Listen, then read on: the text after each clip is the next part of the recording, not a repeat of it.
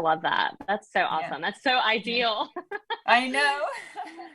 I'd like to ask you two ladies, if I could ask you to build your perfect venue, what would it have? I'm gonna lay out you two, between the two of you.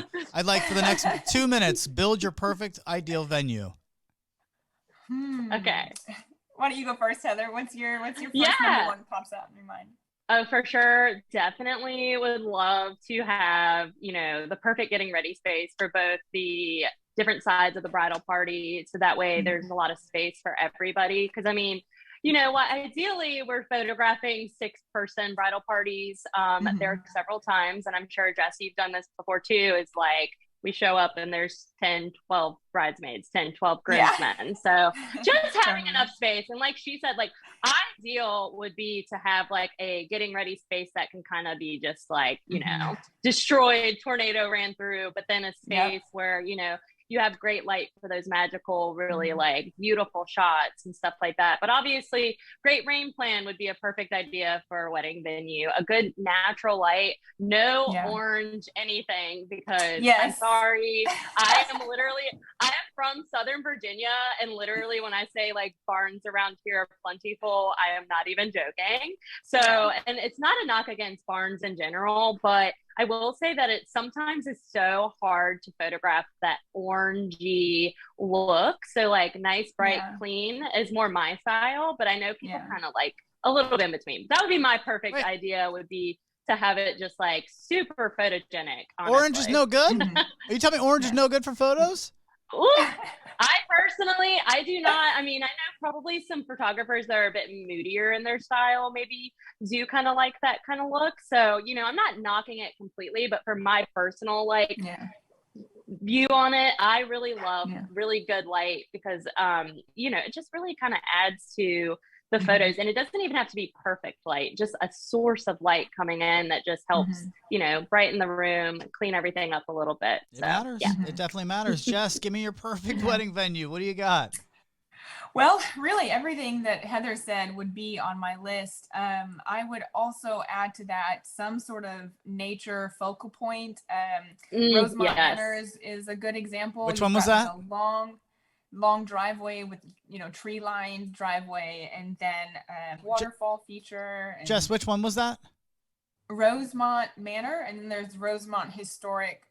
There's two. There's like a barn and a manor on the same property, but they share like an incredible driveway and acres of land and a waterfall feature. I was gonna say, doesn't it have a waterfall? That place is beautiful. I know that place it's very much. Stunning. So. Yeah, it's got a lot of room for changing too. There's like a whole separate area for the groom and the bride, and this big massive. Yeah, that's a good one, Rosemont Manor for sure.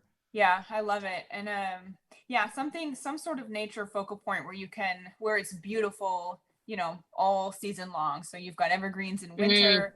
And something that's color changing, maples in the fall, and spring you've got flowers. So can't you just do that in Photoshop?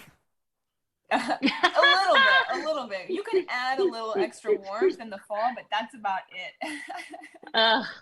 Yes, that's definitely something I think a lot of people think photographers are, which I think some do capitalize on Photoshop for sure. But like, I'm a professional photographer, not a professional Photoshopper, even though I am certified in it. But it is so different. Like when people say those things, Adam.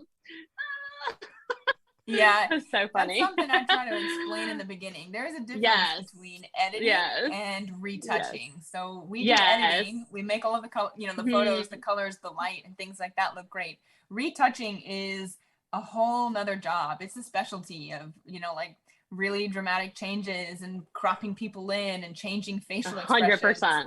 And it's that's a different thing. So, and extremely time consuming. Oh, so time consuming. You struck a chord with us, Adam.